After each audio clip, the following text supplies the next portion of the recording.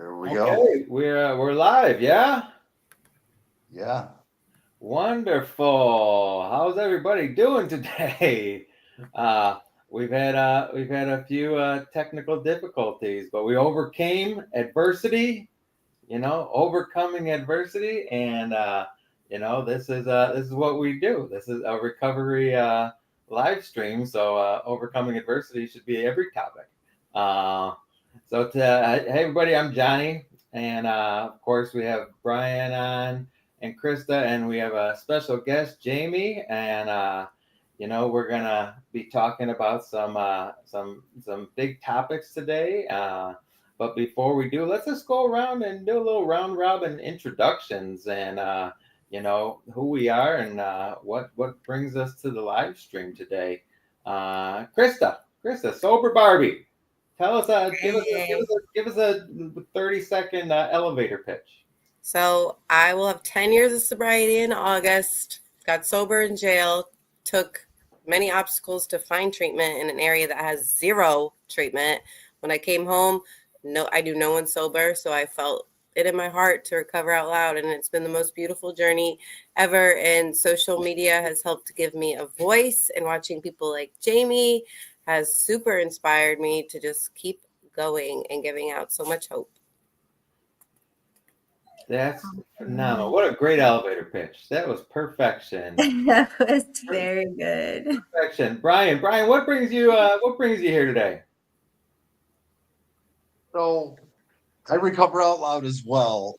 And the reason being, I was so insecure in active addiction. I was so ashamed and so embarrassed. But I let the whole world see me wreck my life on a repeated basis, time and time again.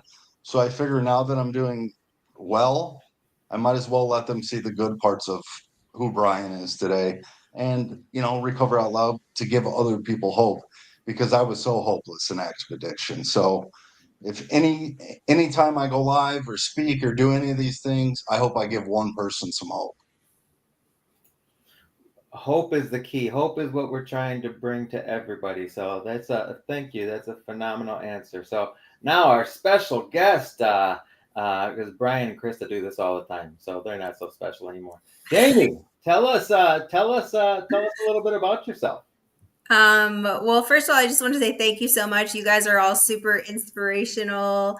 I kind of met Krista about a year-ish ago and started following her. So that's been just super cool because I feel like there aren't a lot of like females that are bold with their recovery and real life of having a family and being a mom and all of these kind of things and her faith. And it's just like a beautiful thing. So I am honored to be here.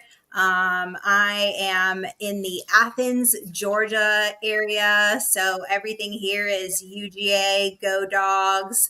And this is where I got into recovery after going through 20 years of being addicted, being in bondage. I got I'd say a nudge from the judge in jail. I was ready to do something different at that point, so he didn't have to nudge too hard.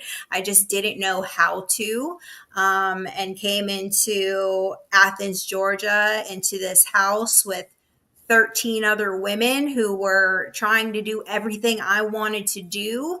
And I was like, is this some kind of sober sorority? Because if you've ever been to Athens, Georgia, everything is UGA.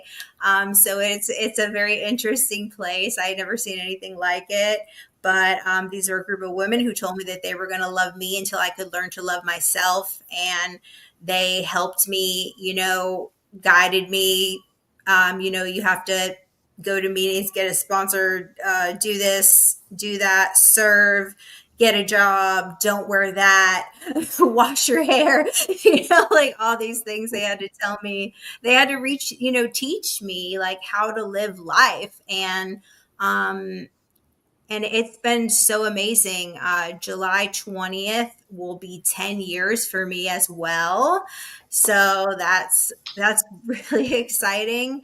I became a recovery coach, certified addiction recovery empowerment specialist for the state of Georgia at around 3.5 years into my recovery journey. And that was when I started speaking out because I really wanted to just sweep that part of my life under the rug and just move on like a normal person. But then I realized, man, Jamie, what are you so ashamed of? Like, people would have not made it through the things that you have been through.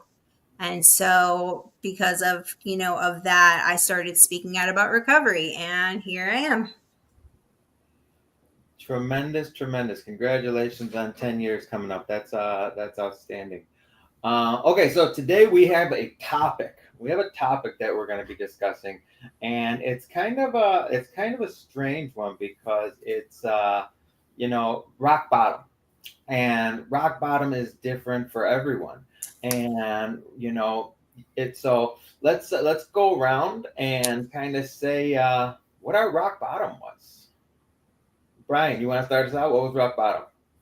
Yeah, sure. I'll start off. I thought my rock bottom for the 25 years I spent in active addiction would have been, the 52 arrests. It would have been the, countless jail stints, the countless battles with homelessness. It would have been the violence and all the crazy things that I had experienced in active addiction. And that just wasn't the case. The girl that I'm currently with now had set some boundaries because when we first got together, I couldn't, I was in and out, in and out, in and out. And she set some boundaries and said, if you don't do this, you will have to leave. And I had never had anybody do that to me. People tried to place boundaries on me, and I'd step across that line every time. And she held true to her guns and said, you're done. I told you we were done. She was supporting me financially. Everything I had on my back, she had purchased because all my money went to the drugs, right? And we were currently living with her dad at the time. Her dad was sitting in his recliner in the living room, and she caught me again. And she looked at me and she said, take that off, take that off, take that off. So basically, stripped me down to my skivvies in her dad's living room, even the shoes off my feet, and told me hit the road. So there I was walking to my vehicle in the pouring rain, kind of like the weather we got here today. And all I had left was me, myself. And for the first time, I had got sick of my choices. I realized, I blamed everybody else. It was their fault. But in that moment, I was stuck with me, realizing that I was my problem, not her, not them. And the person that I had prayed for my entire life to love me regardless, to love me where I was at in my life, or, because I was super insecure. She was that and is that person. And the person that I had prayed for so long had told me they had had enough. And I was in that moment thinking I was going to lose that person. And I had made a choice to do something different. So by the time I got to the van and to the stop sign, which was 25 feet away, I had called my last treatment center and said, I need help. And here I am today with 2 years, 3 months, and 25 days clean. And I never thought that would be a bottom, but it was. And that's what gave me the willingness to do something different in my life. That's awesome. Livers, lawyers, and lovers. You never know what's bringing us in. And Yeah. Krista, let's talk about what's your bottom. Mine is kind of similar to Brian's. My family was enabling me, but they didn't know they were enabling me. They thought they were helping me, and I didn't think I had a problem. And alcohol was my main thing, and I dabbled in a couple other things too that increased the alcohol in me and made me do crazy things. And I was violent. Like, I hurt people, physically hurt people, and it was like my 10th or 11th arrest. And this time my bond was so high. And my parents didn't answer the phone this time. They literally stopped talking to me. And usually they were quick to like, get me out of there, get me a ride, find a bondsman right away. And they're like, no, they didn't even answer. And I just read back on my police report from 10 years ago, and like, my mom closed the door on the cops. Like, she was like, I'm done. They were just like fed up at this point. And my cellmate had ended up taking someone's life in a fatal DUI, and she had already been in there a year, and she was introducing me to AA, and like, it was the first time I read that book, and I'm like, oh my gosh, like maybe maybe I am different. Maybe alcohol does affect me differently. And I sat there lonely in a cold cell room with no way of getting out. Nobody was going to help me. No one was coming to my rescue. And I made the decision. I had never tried rehab. I had never tried treatment. I didn't even know that. I thought it was like a cult like thing, I didn't know anyone sober. And I'm from a resort island where drinking, like kind of like Jamie's from a college town, like that's what you do every day. You're like, you just party, or it's always a party. And I just made the decision right then and there that like I cannot go back to that lifestyle. And then once I told my mom, okay, I'm ready. She helped me like sell all my belongings and make the calls for me to get treatment. She drove me to treatment, called the bondsman. I sat in there for 30 days. That was the deal. So I went 30 days sober to rehab. So I had a clear mind, and I said that was another awakening moment too. But yeah, just people finally just stopped enabling me. And that was my rock bottom. Great, thank you. And yeah, I can. I bet you Krista has her like it's framed, that last police report. I'm surprised it's not behind her on the wall. That'd be awesome. We'll work on that. I should put it up there. But last police report. Yeah, I'm Yeah. glad I don't have mine. Jamie, let's. What was your bottom? Definitely, being that that last time in jail, I remember standing in front of the judge. It was so interesting because the first time I got arrested, I did 20 days in Gwinnett County Jail. The last time I got arrested, I did 20 days in Gwinnett County Jail. It made me feel like Jonah and the whale, like spit me back out, try it again. But I remember standing in front of that judge, and he said to me, we're going to put you on a 4-year felony probation. Do you know what that means? And I was like, no. And he said, that means that for the next 4 years, you cannot get arrested or fail a drug test, or you're going to go to prison.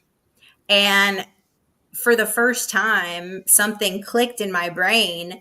And I was like, I don't know how to do that.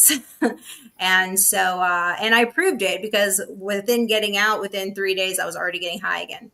And I just decided that I needed to go somewhere and do something different. I didn't know how, but I got a phone call from a girl who said, hey, just got out of prison. I'm going to this sober living in Athens, Georgia. You should come.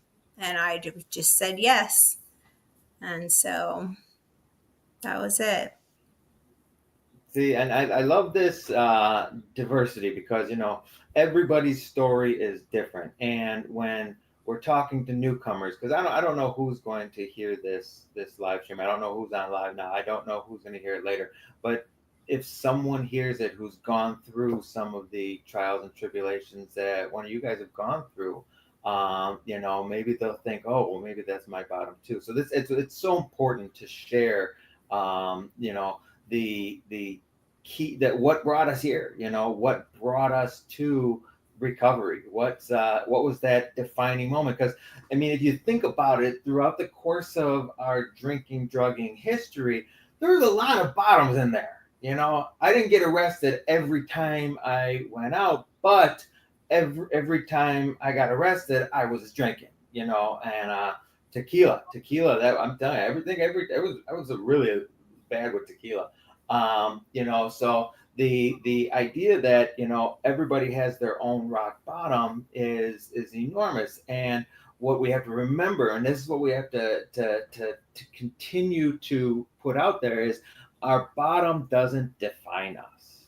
Our bottom doesn't define us. Our bottom does not mean, I woke up in jail for the last time, January 6, 2004, and it is my 9th time waking up in jail. And then why all those other times didn't change me, but it was that time. There was that specific one that led to me finding recovery. And it would have been real easy to let that, keep me back and push me into, negativity. Whereas, there's such a big positive world out there. Just because you were addicted to drugs, addicted to alcohol, does not make you a piece of shit. Doesn't. It makes you sick. And once you get healthy and you can grow, that's when the gratitude happens. That's when the beauty happens. That's when change occurs. It's when I am able to push that past behind me and move on forward. So let's talk about that a little bit. We allowed, because I mean, you guys both had 10 years sober, and and it happens to everybody, especially that first year. You meet the blues. You hit that dark point where it's just like, oh my God, this is who I was. I'm never gonna get this. Let's talk about that. Let's talk about moving forward and how we did that. Krista, what do you think? I really think that when other people found out I was sober, they found like a safe place, because like I said, I didn't know anyone sober, and I was proud of myself. And I loved rehab. I loved it. I had the best time of my life with these girls. Some of them are still my best friends to this day. Some didn't make it, God bless their souls. But I think the joy and the sense of peace in it, like they say, like helping others helps keep us sober. I don't know. I just kept going and going, and I kept the consistency, and I did make changes, like like being on time. When I got sober, that was the biggest thing, was, okay, now I don't have an excuse to be late for anything. So that was like just the little things added on. I don't get me wrong. I've gone through probably the worst times in my life sober. Like 8 years ago, I lost my fiance, and he helped get me sober, and dealing with that grief. And I did shove it down for a long time and not deal with it. And my new recovery group that I'm in, like a faith-based recovery group, I feel super safe to now like fully heal. And I'm actually like, I feel like I am born again. I just got baptized, and like, it's a whole new, it's ever evolving. Just like the craziness of your addiction, your recovery evolves so much. But they say, hard days sober are still better than good days messed up, and I think keeping the momentum and the consistency, and people just kind of depending on me in a way to like help them find a resource, or go to a meeting with them, or giving them just a little hope that like they might have a problem and there is a solution. And it's just what kept me going. Nice, thank you. Jamie, same question. How did you get past allowing your bottom to define you? Persevere past the last jail sentence, if you will. I would say, like, when I first went in there, I was still like pretty high on my pride. Like, I'm going to get a job, and I'm going to do this, and I'm going to get my kids back, and I'm never going to let my family see them ever again. Like, I was like real, there were still a lot of things that had to be worked out in me.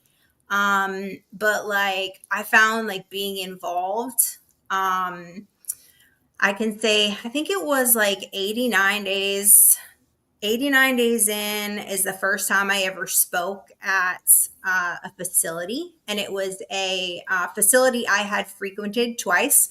It was one of those facilities where you wear the rubber socks, and it was cool because this time I got to go in and I got to tell the people who were sitting right where I was sitting, like, hey, like I have 89 days sober in recovery and you can do this too. And just seeing like their eyes kind of light up, making me feel like I had like a purpose for my pain, or we say like a message from our mess. And I just felt like, wow, maybe there was a reason that I went through all this stuff. So I kind of found like a purpose in my life in sharing my story. So I became like really, really involved with like a home group, and, you know, made some actual friends, like friends who didn't want anything from me. And that was different from a person who was in sex work and trafficking, and like that was like my life. So having people around me who didn't want anything from me except to see me do well was amazing, and it just taught me like how to have real healthy relationships. That is a phenomenal answer. The giving us, it gave us purpose. Getting sober giving us purpose. It's the elimination of uselessness, because I felt useless before, and that's even in the promises. The promises tell us that, you know, we'll find a purpose, and so that's amazing. So 12-step work right away, getting out there and helping other people. That's you know, that truly makes us feel better. And I mean, that's why we're all here today, is to continue the pushing this message out there. Brian, how about you? Did you ever get to wear rubber socks? Once or twice. Once or twice. You know, So you for would've me, what kept me going? What's that? If you would have said, I'm wearing them right now. I thought you were going to say that. But no. So I mean, what kept me going, especially early in my recovery, is gratitude. You know, and I say this a lot. You would have thought I was illiterate the many attempts at recovery, because when my sponsor told me to write a gratitude list or say something aloud that I'm grateful for, I couldn't do it. Because I was always a victim. Like, poor me, you know, it's your fault. It's your fault. None of this is my fault. My life is shit because of you. And like early in recovery this time, the gratitude, it hit me pretty early, because the way I was living was so painful and treacherous, living in the streets and doing all the things that I had to do to get one more, that every morning on my way to work at 6 a.m., when I'm bitching about it's too damn early and I'm going to Dunkin' to get my coffee, it just hit me like, wow, like, what are you complaining about? You're going to work where you're going to get paid, stopping at Dunkin' Donuts or wherever you get your coffee from, and you're not sick right now looking for a felony to go commit so you can get one more. And I hung tightly, and I still do. You know, people talk about the pink cloud of early recovery. I've still got it, because the pink cloud to me is gratitude. I've got to look at my life and what it is, even when it's bad, clean, right? Like we talked about, it's so much better than what it was in active addiction. Of course, there's things I want to be different or this or that. But as long as I don't get high, as hard as that day is, I've got a chance to make it through it and do something positive in that day for my life, for my recovery, and for all the people around me. As long as I don't get high, I've got a chance. So that's the one thing I do perfectly today. I don't pick up. I attend lots of 12-step meetings. I attend minimum 5 a week, most of the time 7. Not that I need to at this point to, I would say, keep from using drugs, because the obsession's been gone. But if it's working, why stop it? Why change it? Life is so much better on this side. You know, if it's not broke, why fix it, right? So I go to a meeting every day. I talk to people in recovery. I reach out to my network. My life as a whole is recovery when it comes to people that work on my home. People in recovery. The people that I hang out with in my personal life, all people in recovery. The people that come to my house for the holidays, people in recovery, plus family members that I got back in my life that I never thought I would get back because I'd robbed them or burned them so bad. I burnt those bridges so bad that I thought I would never have them back. I've now got them back. So I hang on to, again, that gratitude. Awesome. Awesome. Such great responses. It's kind of a difficult question, rock bottom and, trying to push away from it. There's a comment from Andy McKay that's who was on the stream. I don't know if he's still on the stream, but he says, rock bottom was being told by 3 specialists that I'd be dead within a month if I didn't stop drinking. The fact that I was bright yellow, jaundiced, and bleeding when I went to toilet didn't stop me. That's concerning now. That's what Andy says. And looking back,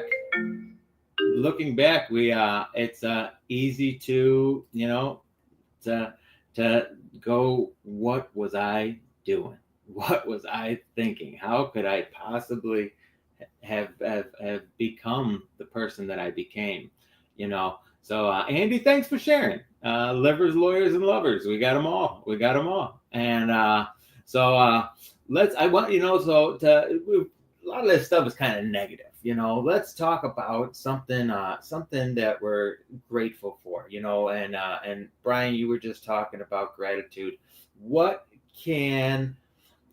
are you most grateful for? What is the gift that your recovery has given you that kind of surpasses all the rest? Brian, start us off. You were already on a roll. So I would say the biggest gratitude point, I mean, there's so many, and I hate to put one in front of another, but I think it's gratitude to have a choice today. Because for 25 years I didn't have a choice. It was get up, go do this, commit crime, go to jail, do all these things, and I didn't choose it because I was addicted. And like today, another one like that kind of coincides with it is when I wake up in the morning, my life is not an emergency. I don't have to hop out of bed. I don't have to check my phone to see if somebody called or needs a ride here or there or whatever. You know what I mean? I get to wake up, I get to focus and ground myself and center my mind. And what am I going to do today? Because possibilities are endless when I'm not using drugs. I can do whatever I feel free to do. And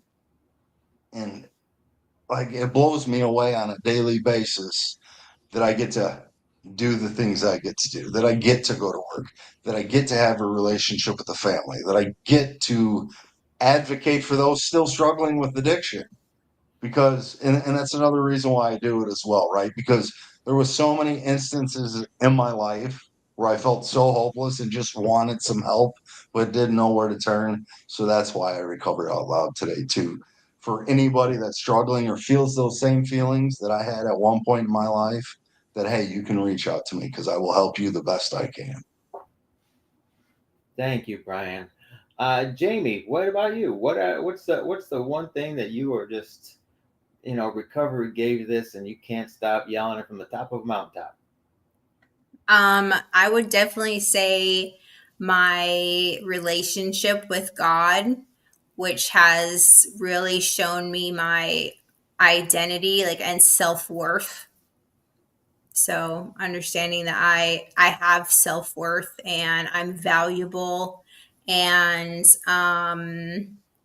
that I have a future, through faith, I can do whatever it is that I want to do. I have a whole life. I can pick what do I, whatever dreams, aspirations, things I wanted to do that I never thought were possible. I know that I can do these things and I can help other people. So really it would be just my relationship with God has opened the doors to so many things in my life.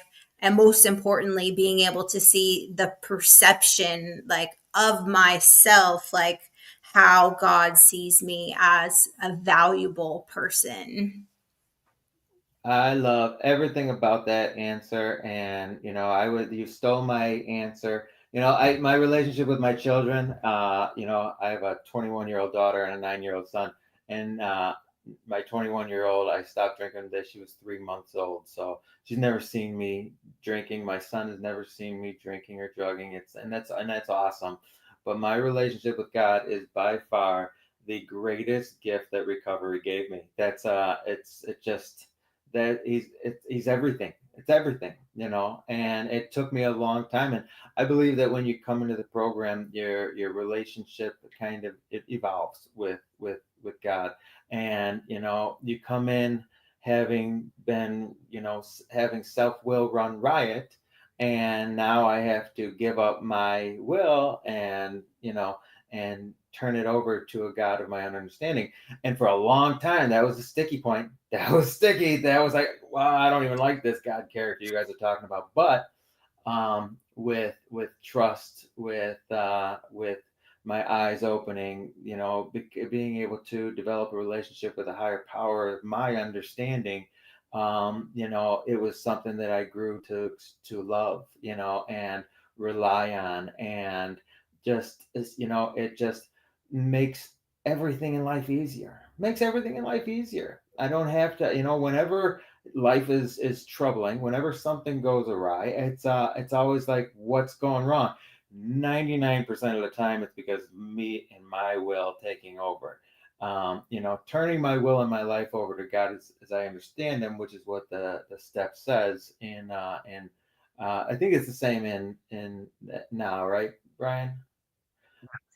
When I turn my will and my life over, it's not, it's turning my decisions over. It's turning my decisions. It's turning over the thoughts that I have. That's the difference maker. And I've evolved into. And Krista, where'd she go? She disappeared on us. I guess she didn't like the topic anymore. But I've recently I found a church that I just love, and I was baptized January 5th, the day before my 21st, sobriety anniversary. So it was pretty awesome. And now this new relationship with God, it's evolving, it's changing, but it truly is the greatest thing that recovery has given me.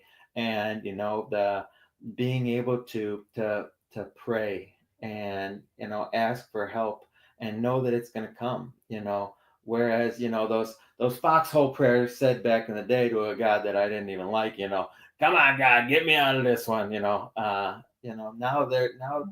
don't pray for myself. I pray for other people. I pray for for love and joy and peace, and all the beautiful things that the world has to offer. So that yeah, Jamie, that you hit it right on the head, and exactly what I was going to say. And if Krista was still on here, she'd be probably saying the same thing. But before we go though, I want to, how did you do that? How did you start your relationship with God? So it actually came through my step work. And it wasn't necessarily, my issue was never how I felt about God. My issue was, how did God feel about me? Because I remember doing my fourth step and having a 5-star notebook, and it was 3/4 of the way full of my sex inventory. And I wrote all these things, and I was like, and I went over everything with my sponsor. She told me to go home and meditate on it and see what God wanted to show me in it. And I was like, I don't want God to see this. Like, I feel like I'm already in enough trouble. Like, do we really want to show this to him? And so I did that. I went home and I literally had, like, I call it a come to Jesus talk. Like, all right, here it is. If you want me to turn my will and my life, my thoughts and my actions over to the care of you, I need to know how you feel about me. Do you even like me? Because I've got a 5-star notebook that tells me traditionally I'm in big trouble. And so, yeah, the next Sorry. day, I remember being at my mom's house, and my daughter was there, and she was like 5 years old, maybe 6 years old, and she was sitting across from the kitchen table, and she was scribbling with a broken crayon, and she had food all over her face, and her hair was a mess. And I remember just looking at her with this beaming adoration, like, this is the most beautiful creature I have ever seen in my life, like, just so passionately in love with her. And I heard God for the first time, and he said, that's how I feel about you. And that just changed everything for me. And so that was how my relationship started. And I started, acknowledging God and things like, okay, God, all right, you say you want me to trust you. Okay, I'm going to give you this little thing. Here's this. I'm going to see what you do with it. And then, it would be good. And I'd be like, okay, well, I'll give you this. And it was just like repetition and spending time and trusting and just really like exploring, and asking the hard questions, like asking the God questions. Where were you when this happened? And really like inviting him in to be able to tell me the truth about situations, and so that's how it started for me. That's awesome. Thank you, Jamie. Krista, welcome back. Welcome Sorry, back. we're storming so bad, and my Wi-Fi got knocked out, and I was like trying to do Megan stuff over here. Yeah. Well, we're on a great question, Brian. Brian, how did you develop your relationship with your higher power? So in the beginning, it was the people, the connection in the program. But then it was similar to what Jamie said, like a lot of the things in my life that I felt afraid to let go of or to let go of the control. I just started, like she said, practicing letting go of the control, doing the next right thing. And the result was always positive when I stepped out of it, when I gave it to my higher power, and life just kept getting better. Everything kept working out. He showed me time and time again what I could have if I just trusted and let it go. And it made my brain slow down and not obsess so much because I didn't have to worry about this or manipulate that or fix, manage, and control this area of my life. Let it go. All I can control is my effort. I can't control the result, right? And the result was always positive as long as I stayed out of the mix because my history shows when I'm in control, I burn my life to the ground every time. When I give it up, life turns out good. The results turn out maybe not always the way I want them to or the exact way I want them to be, but it always works out in my favor. So I just kept doing it. And like my prayers changed too, kind of like you said, John, about my prayers were like, God, let somebody put some money on my commissary account so I can eat better in jail. God, let me come down from this high and I'll never do it again. God, let me do that. All selfish foxhole prayers. And like today, I wouldn't even say they're prayers. I mean, yeah, they are. They're prayers. But it's like, God, thank you. Thank you for not allowing this to happen or to getting me through this situation or whatever it is. Today, it's always a thank you instead of a God give. Wonderful. Thank you, Brian. Krista, what about it? How did you develop your relationship with God? So I grew up in the church. I never had like any really church hurt. I never knew how to apply a daily surrender to my life. I don't know how I made it 8 years sober before I truly, truly had a great relationship with him. But I was going to say foxhole prayers in jail and like talking to him, and then good things started. I felt him helping me guide the way and stuff. And I always had a relationship, but it was when my husband relapsed and literally almost died, and that when I surrendered my family, myself, him, all to God, and I watched God work in the pain. And I read something about God is like a surgeon, and going into surgery can be messy and painful, but we do have this trusted professional that's about to remove whatever is going on to fix us. And it's true. God is like the surgeon in our lives, and he's working. That's him working in our pain. And my prayers have definitely changed, like all of you, and showing so much gratitude, and not just for when I need something. And I constantly am saying all day, thy will be done, thy will be done, because I don't want to run the show. I don't want to play God anymore. And I'm trying to unlearn and unwire myself from the old habits of trying to control that's where control comes in and all that. But it was like in the worst time in my life, he showed up. Well, he's always been there, but he truly showed me. And then I go by signs. Like, I have to see it to believe it. And he makes sure to show me, like, if it's like just like a cool animal outside at the craziest moment, or like a Bible verse that keeps appearing all week. And I'm like, okay, you can't make this up. The stuff you can't make up. Like, that is God. And that's just what I got. Amazing. You know, cultivating a relationship with God, especially when you don't have one, it's like cultivating a relationship with a new friend, or, that your best friend. How often do you text your best friend? A couple times a day. How often do you text a colleague, somebody who you need help from? A couple times a day. Before we got on this live stream and we had all this technical issues going on, we're texting back and forth and trying to get this, that, and the other going. That's the same way we have to do it with God. We have to. It's constant communication. And prayer is our form of communication. When I first got sober, I did not want a relationship with God. My first sponsor, Crazy Jerry, says if you want what we have, we pray. And I remember, I said, okay, I can do that. And I prayed in the morning. I said, help. And then at night, I said, thanks. Spiteful prayers. And because he said we pray for help in the morning, we thank him at night. That's what I did. Help and thanks. And slowly but surely the days turned into weeks turned into months turned into years.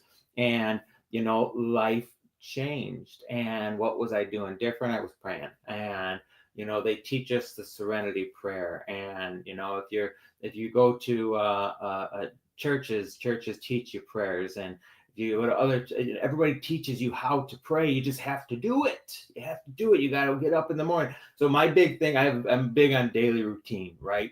My routine every day, I open my curtains wherever I am, because it's something that you can travel with. You can open your curtains everywhere you go. Look out the window and say, thank you for today. How can I help people? And now I have a laundry list of people that I pray for, which is awesome. And it's always building. And go on Facebook enough, people they ask for prayers all the time. And I love that, because I genuinely pray for people. And, the more I talk to God, the better the relationship is, the more I trust, the more I'm able to give over. When I turn my will in my life, and all of a sudden, like you were saying, Jamie, about, you're kind of testing God. I'll give you a little bit of this. Give you a little bit of this, and it truly works when I can just give it all to God, and let everything be in control, and stop testing. Jump in the water's fine. All right, thank you guys so much for being on here with us today. I hope you've enjoyed this as much as I have. We are sponsored by Never Alone Recovery. Brian, you want to give the Never Alone Recovery pitch and tell them a little bit about our meeting that happens tonight? So tonight on Zoom, we have a recovery meeting at 7 p.m. Central Standard Time. The link is on the bottom of the screen in green. Join, sign up, come out, share your experience, strength, and hope.